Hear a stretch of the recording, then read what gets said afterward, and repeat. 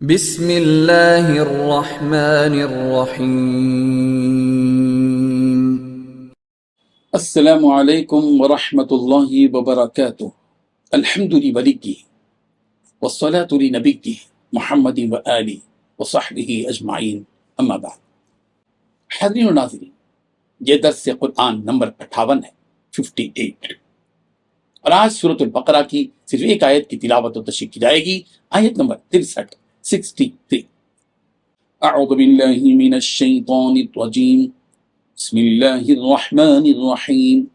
وَإِذْ أَخَذْنَا مِيثَاقَكُمْ وَرَفَعْنَا فَوْقَكُمُ الطُّورَ خُذُوا مَا آتَيْنَاكُمْ بِقُوَّةٍ وَاذْكُرُوا مَا فِيهِ لَعَلَّكُمْ تَتَّقُونَ۔ صدق اللہ العظیم۔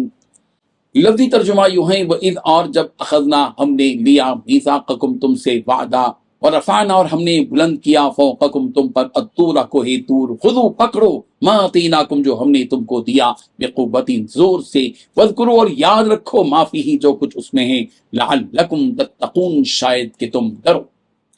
ترجمہ یوں ہے، اور جب ہم نے تم سے اقرار لیا اور تمہارے اوپر کوہ طور بلند کیا کہ پکڑو مضبوطی سے جو کتاب ہم نے تم کو دی، اور اس میں جو کچھ ہے یاد رکھو تاکہ تم ڈرو۔ اس آیت میں 5 باتیں بتلائی گئی ہیں۔ پہلی بات، جب ہم نے تم سے تورات پر عمل کرنے کا عہد لیا تھا۔ دوسری بات، کوہ طور کو تمہارے اوپر اٹھا کھڑا کیا تھا۔ تیسری بات، جو کتاب ہم نے تم کو دی ہے اس کو مضبوطی سے تھامو۔ چوتھی بات، اس میں جو کچھ لکھا ہے اس کو یاد رکھو۔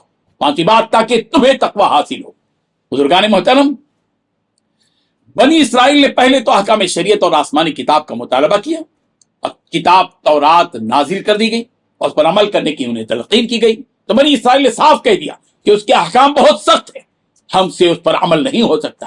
بنی اسرائیل کی سرکشی اور نافرمانی کی وجہ سے اللہ تعالیٰ نے فرشتوں کو حکم دیا کہ کوہ طور کا ایک حصہ ان سب کے سروں پر لٹکا دیں، اور کہا گیا کہ اگر تورات پر عمل نہیں کرو گے تو یہ پہاڑ تم پر گرا دیا جائے گا۔ جب بنی اسرائیل نے کوہ طور کو اپنے سروں پر لٹکتے دیکھا تو ہمارے خوف کے سجدے میں پڑ گئے اور اقرار کر دیا کہ ہم ضرور تورات پر عمل کریں گے۔ چنانچہ چند دنوں کے بعد پھر بنی اسرائیل اپنی عادت کے موافق پھر گئے۔ ایسی قوم تو اسی قابل تھی کہ اس قوم کو ہلاک کر دیا جاتا، مگر اللہ تبارک و تعالیٰ کا اس قوم پر بڑا فضل رہا، انتہائی مہربانی پروردگار کی رہی کہ ان کو زندہ باقی چھوڑا اور دنیا میں توبہ کرنے کا انہیں موقع دیا گیا۔ بنی اسرائیل پر کوہ طور بلند کرنے کا ذکر سورہ بقرہ کی آیت نمبر 93 میں بھی ہے۔ وَإِذْ أَخَذْنَا مِيثَاقَكُمْ وَرَفَعْنَا فَوْقَكُمُ الطُّورَ، جب ہم نے تم سے عہد لیا اور تمہارے اوپر کوہ طور کو بلند کر دیا۔ سورہ نساء کی آیت نمبر 154 میں بھی دوسرے الفاظ میں یوں ذکر ہے، وَرَفَعْنَا فَوْقَهُمُ الطُّورَ بِمِيثَاقِهِمْ، اور ہم نے کوہ طور کو ان پر بلند کر کے ان سے عہد لیا تھا۔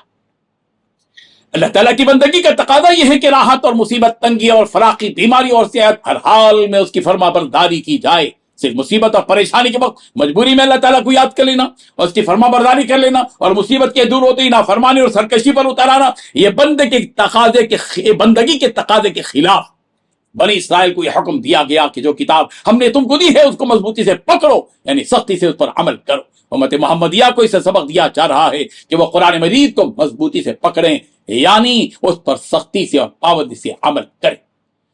قرآن مجید میں جیسی آیت جیسا کہ اس آیت میں طور پہاڑ کا تذکرہ ہوا، تو اس کا تذکرہ تو سورہ نساء کی آیت میں 154 میں بھی ہے، 154 میں، وَرَفَعْنَا فَوْقَهُمُ الطُّورَ بِمِيثَاقِهِمْ۔ سورہ مریم کی آیت نمبر 52 میں ہے، وَنَادَيْنَاهُ مِن جَانِبِ الطُّورِ الْأَيْمَنِ۔ سورہ طٰہٰ کی آیت نمبر 80 میں ہے، وَوَعَدْنَاكُمْ جَانِبَ الطُّورِ الْأَيْمَنِ۔ اور اسی طریقے سے سورہ مومنون کی آیت نمبر 20 میں ہے، وَشَجَرَةً تَخْرُجُ مِن طُورِ سَيْنَاءَ۔ اور سورہ قصص کی آیت نمبر 29 میں ہے، وَسَارَ بِأَهْلِهِ آنَسَ مِن جَانِبِ الطُّورِ نَارًا۔ سورہ قصص کی آیت نمبر 46 میں ہے، وَمَا كُنْتَ بِجَانِبِ الطُّورِ إِذْ نَادَيْنَا۔ بہرحال قرآن مجید میں جو یہ واقعات بیان کیے گئے ہیں، ان واقعات سے ہم سب کو سبق حاصل کرنا چاہیے۔ اللہ تعالی ہم سب کو عمل کی توفیق عطا فرمائے، آمین۔ وآخر دعوانا ان الحمد للہ رب العالمین۔ ڈیلی درس قرآن کو سبسکرائب کیجئے، اپنے تاثرات اور مشورے ارسال کیجئے، اور متعلقین کے گروپ بنا کر انہیں روزانہ درس قرآن بھیجیں اور اجر ثواب پائیں۔